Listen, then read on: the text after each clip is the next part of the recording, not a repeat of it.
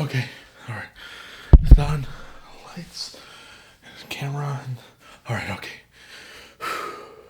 Hello there. I know I'm a day late with this review, but Obi-Wan Kenobi Part V is still on my mind, and oh my god, prequel stuff! Now, as someone who grew up with the prequel trilogy, right, I know those were my childhood Star Wars films, I have a bit of a soft spot for them, but this episode of Obi-Wan Kenobi reminds me that it's totally okay to kick back, relax, and watch Anakin Skywalker talk about how much he hates sand. So if you have not seen this new episode yet and are not caught up with the show, you might want to go and do that, otherwise you're probably just going to have a nightmare tonight about Anakin Skywalker all red-eyed with his lightsaber ignited, walking up to you in the Jedi Temple, about to slaughter you and the other younglings.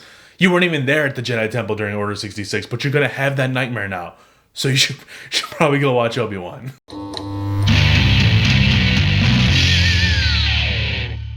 What's up, everybody? Welcome back to the Heads Project. I'm John Ordalaza, and today I'm going to be reviewing Part 5 of Obi-Wan Kenobi, and like I said in the intro, It tips its toes back into the prequel era of things, more so than anything Disney Star Wars has produced. This is the first time that we've gone back like full-on scenes with our beloved characters that are prominently featured in the prequel trilogy, and we get flashbacks of Obi-Wan Kenobi from Attack of the Clones, his Jesus look and all, and it's young Hayden Christensen. Now, this part's interesting to me. I'm willing to let this slide because they did such a really good job with these flashbacks. However, this is aged up Hayden Christensen playing his self from 20 years ago. And, you know, with all the deep fake technology that they have going on nowadays in Star Wars and Lucasfilm, what they did with Luke Skywalker, I thought was really good in Book of Boba Fett. The first Mando Season 2 appearance of him was just slightly wonky. I kind of assumed if they were going to do a flashback, they could easily make Hayden Christensen look like that, because he doesn't look that old, but it's noticeable. I don't know what they did, what techniques they used, but it doesn't look like they took it further enough, because you can still see there's the wrinkles of an aged, not an elder man, but an aged man who's been around for a little bit. It was just really cool to see Anakin and Obi-Wan in their prime, essentially, training on Coruscant, it looks like, and it was just a really fun experience, man. It looked like it was coming from Vader's mind, Vader's perspective, because the second they ignited their lightsabers and hit each other for the first time, it cuts back to Vader on his ship, and it's like in his head, so he still has those memories lingering in him, but there's definitely some hatred. That's probably putting it lightly, but he's got some hatred towards Obi-Wan for what he did in Episode 3, which, again, I will review at some point in time. I've seen a lot of people gushing over this episode, saying it's one of the best episodes yet of Obi-Wan because, you know, Vader, he throws down in this episode. He throws down. Now, I will say this is the most fun I've had in an Obi-Wan episode so far. I really did enjoy that stumbling fight of Obi-Wan trying to defend himself, but also dealing with the stress. This episode, though, it just takes it up a notch. It really does. In some certain scenes, there's just about a second half of this episode that I'm kind of bored during. Like the whole sequence when the rebels kind of meet up, and it's O'Shea Jackson Jr.'s group and the Tarla's group. They regroup with Obi-Wan Kenobi and Leia. I don't know, I got that same setup of The Last Jedi when they were all chilling on that salt planet or whatever that looked like Hoth. They're chilling in their base, and then you got the First Order like breaking down the door. Reva and Kenobi meet up against the gate, and they start whispering to each other, and she finally reveals something else about her character, because that initial setup of Reva in the beginning of the show I thought was good. There's a lot of mystery to her, but hopefully we get the ball rolling and we can find out more about her. But that third and fourth episode really just kind of like, you know, had her middling about. She wasn't doing much. She wasn't saying anything of importance. She interrogated Leia for a whole 30 minutes and didn't reveal anything about her.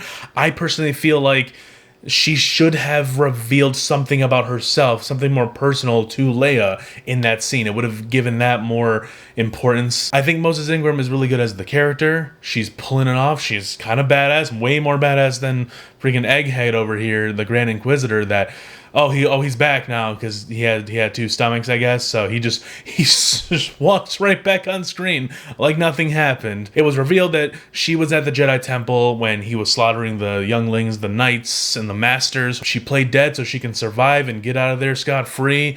And then she's had trauma ever since. She found out it was Anakin because she saw Anakin. So, yeah, I figured we were going to go down that route. It took way too long to get there. She should have revealed a little bit of it, like, in the last episode. Maybe tell her twisted perspective or something, and then have Obi-Wan piece together the actual truth or something.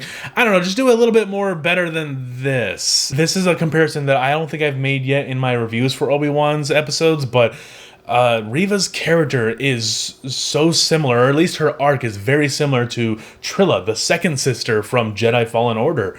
And that's just disappointing. It feels uninspired, and that's why I'm not super into the character of Reva as opposed to the portrayal that Moses Ingram is crushing. I think she's a fine actress. I don't know, the show is just struggling to get me to care about Reva as a character, especially with what they're trying to do with her. They're trying to make her more sympathetic now because she was a youngling and almost got slaughtered, and she feels like the Jedi didn't help her. She feels like Obi-Wan is to blame because he wasn't there to control his Padawan. It just sounds like lazy, petty writing. Like it just sounds like a petty thing that you sloppily throw together. Oh, this character's petty. She hates Obi-Wan because he wasn't there, or I don't know, something. The whole motivation behind Reva's character, it feels like it's coming to a climax. It felt like it did in this episode, and it just felt kind of flat to me. Like I don't really care at all. With that being said, I'm gonna stop about it because Darth Vader came into frame. He took her friggin' lightsaber, used the Force to block all of her shots. He does not pull out his lightsaber once in this episode. He's using the Force. She's trying to hack and slash him, stopping all of her attacks with the Force too.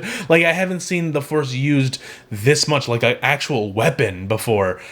And it was kind of awesome. I really enjoyed how Vader was depicted in the scene. And I think Vader is depicted very well in this show. I know some people are just nitpicking about certain things. Well, why didn't he put out the big fire when Tarla made the fire bigger? I don't give a fuck.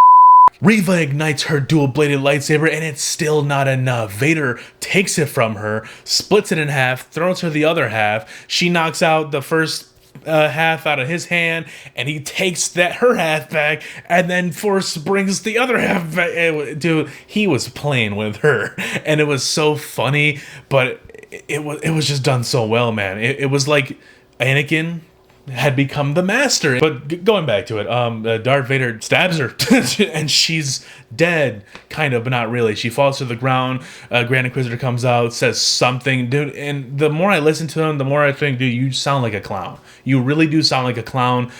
No disrespect to Rupert Friend, he's probably a great actor and other things, but I don't like his portrayal of this character. Not to say that I'm a biggest Grand Inquisitor like nerd or anything. I don't know anything about the Grand Inquisitor other than he's the Grand Inquisitor of the Inquisitors, and he shows up in Rebels. I don't know anything else about him, and I've never even seen Rebels. I just know that he's in it, and I'm able to look at this performance by Rupert Friend and be able to judge that. I don't like it. I just don't like it. It's silly to me. He's absolutely not menacing whatsoever. I don't understand why he's standing next to Vader.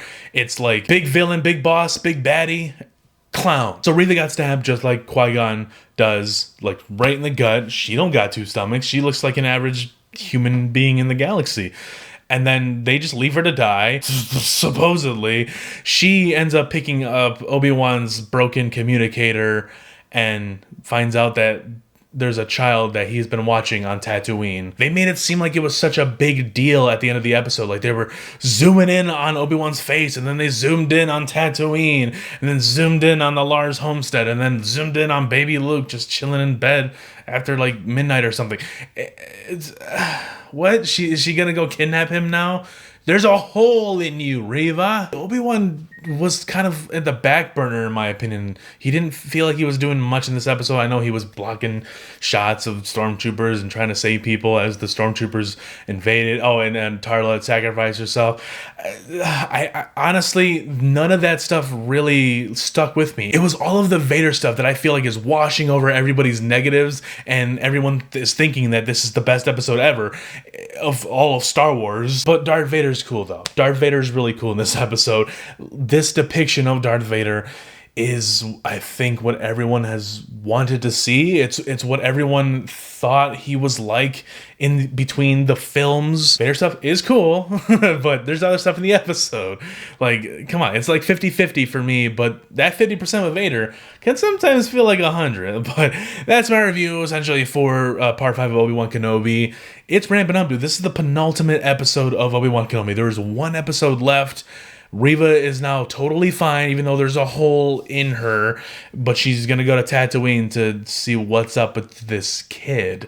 I don't know what's gonna happen. It sounds like they're, again, inching very close to canon and things that could potentially ruin other things. I don't know. I can't let the not so good stuff go at the moment. So hopefully Reva just doesn't show up in the last episode. I don't know. I don't know, dude. Leave a like and subscribe to the channel if you're new. Be sure to stick around next week because we're covering the finale of Obi-Wan Kenobi. It's probably gonna end. I don't know. I heard rumors about a season 2, but what are you gonna do? Like, you fight Vader in this episode or you don't? That's it. You fight Vader in this episode and then no more. Or you don't fight Vader in this episode, we're all upset, and there's a season 2. It really could have just been a movie, a 2-hour movie or a 2-hour and 30-minute movie. I don't know. It doesn't feel like it warrants the amount of time that it's taken to get to this point. And that's unfortunate because I love Ewan McGregor, but he does take a backseat in this episode, which is unfortunate. But hey, Vader stuff's dope. So you might want to stick around, guys, because there is more to come.